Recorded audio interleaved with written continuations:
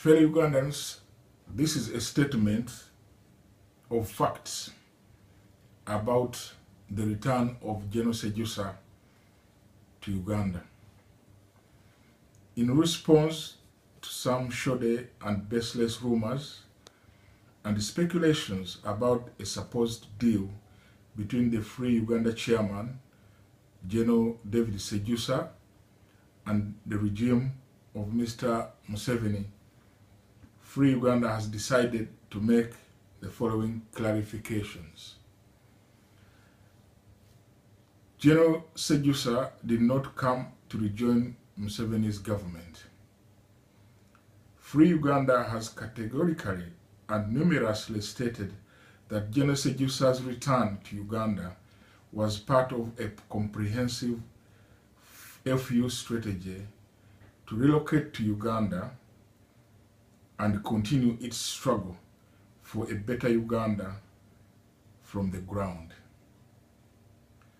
The decision to come home and challenge Mr. Museveni's 30-year stay in power right on the ground and not from thousands of miles away was not taken lightly by Free Uganda. It was reached after serious reflections by the Free Uganda leadership about the implications of such a move for the overall struggle for a new democratic dispensation, as well as a politically stable and economically prosperous motherland. Prior to the departure of the FU chairman for Uganda, Free Uganda executives were fully engaged in a serious debate which involved a number of FU activists, supporters, and sympathizers.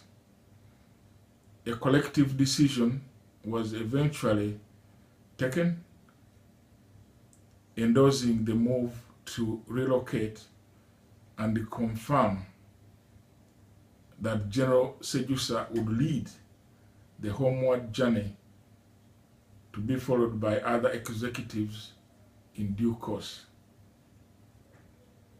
On the day of departure, arrangements were made for some FU leaders to accompany the FU chairman to Heathrow Airport. Although for operational reasons, not all leaders were to come to the airport.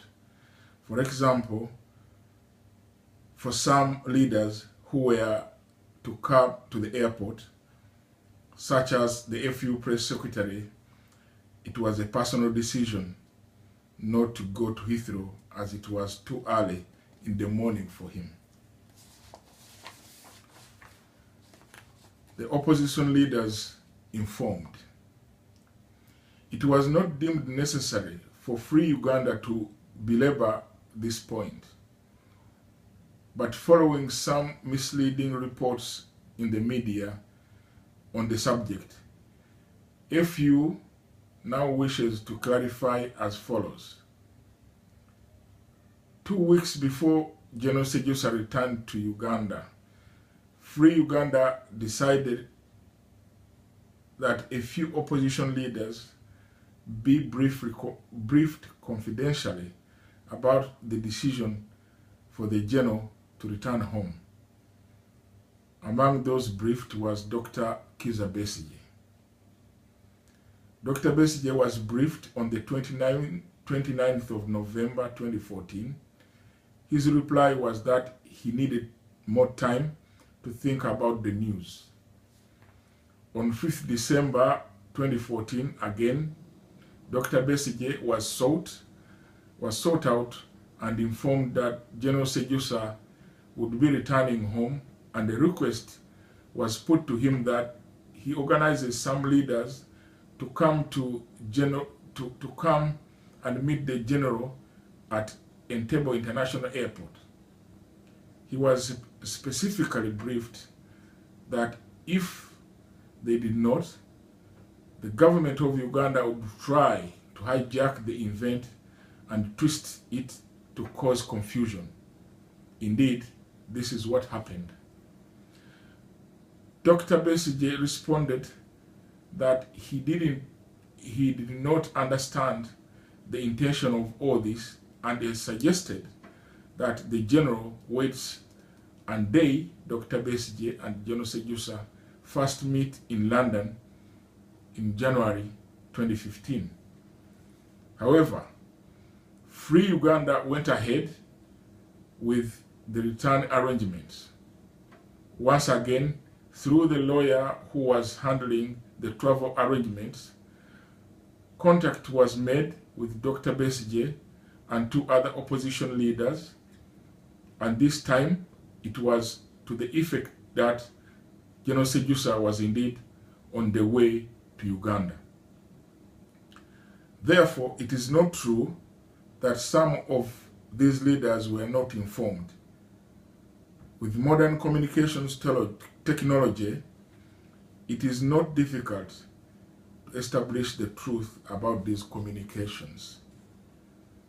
On the two young people sent by Mr. Museveni, Free Uganda had been mobilizing and organizing for the return of its chairman for 4 months. At first, this was among a small group within the leadership in order to avoid leakages. But with time, other leaders and activists from inside Uganda, other parts of Africa, and even Europe joined in the strategy discussions. Indeed, some details of these intense deliberations and consultations have appeared in the press both at home in Uganda and abroad. As this went on, Mr. Museveni's intelligence picked it.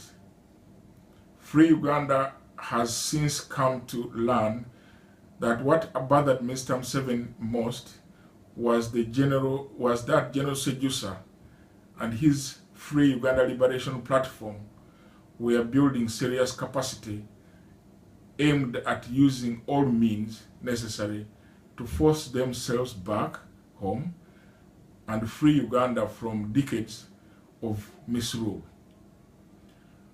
Free Uganda and General Sejusa in particular had made it known to all that if they were not allowed to enter Uganda via a peaceful route, then they reserved the right to apply the relevant constitutional provisions which permit citizens to do all that is necessary to achieve freedom. Hence, sometimes towards the end of November 2014, two young people were dispatched to London by Mr. Museveni to warn General Sejusa against using violence to force his return. This came to the knowledge of General Sejusa, who briefed Free Uganda executive members.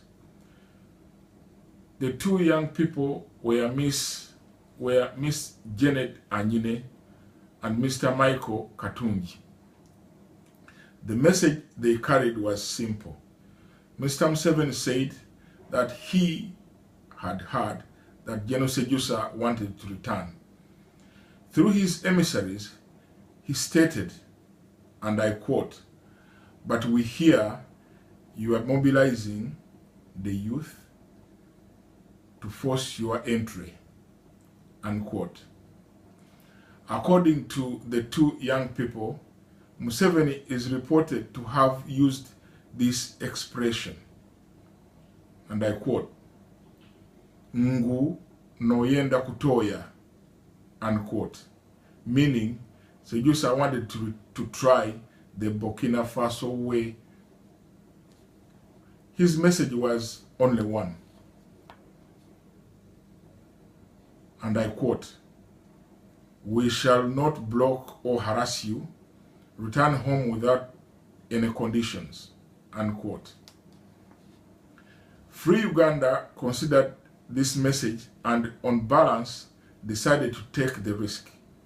Instead of the organization using forceful entry, using violence at the airport and elsewhere, as had been planned, the organization chose to take up Museveni's no-condition attached offer.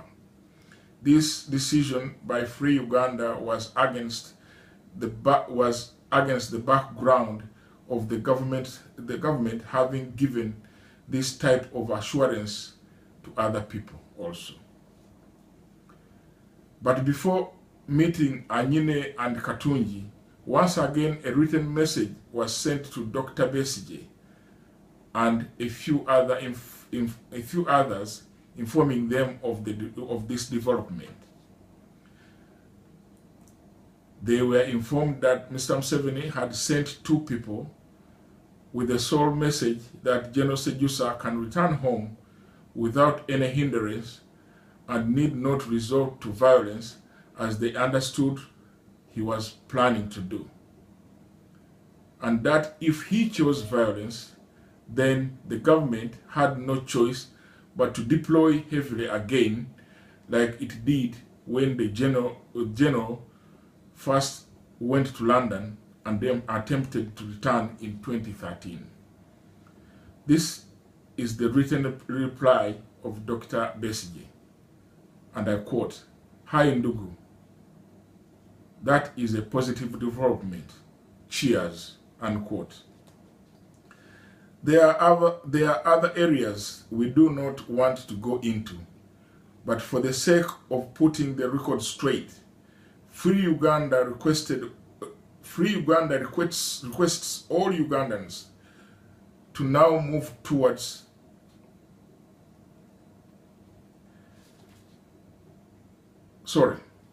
Free Uganda requests all Ugandans to now move forward and ignore these diversions.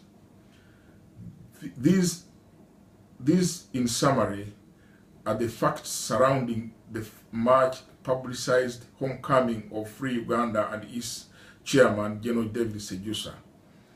As Ugandans will realize, General Sejusa has now applied for retirement from the army in order that he may continue to participate in the ongoing struggles of the people of Uganda for political transformation. The journey to a free and better Uganda is one that should be freely joined by all patriotic citizens, as well as all well-meaning friends of Uganda, without any harassment or impediment by the state. It is the constitutional right of all Ugandan citizens to partake in the political process of their motherland without fearing that they will be persecuted or dehumanized by those in power. Free Uganda seeks to provide guidance, leadership, and empowerment to the people of Uganda so that they can seize the moment and free their country from decades-long bad governance and misrule. It is for this noble purpose that Free Uganda has relocated to Uganda from the lands far away. That is the end of the statement read to you by Major Tom Kibi on behalf of Free Uganda. Thank you very much, and you are all welcome to join the struggle.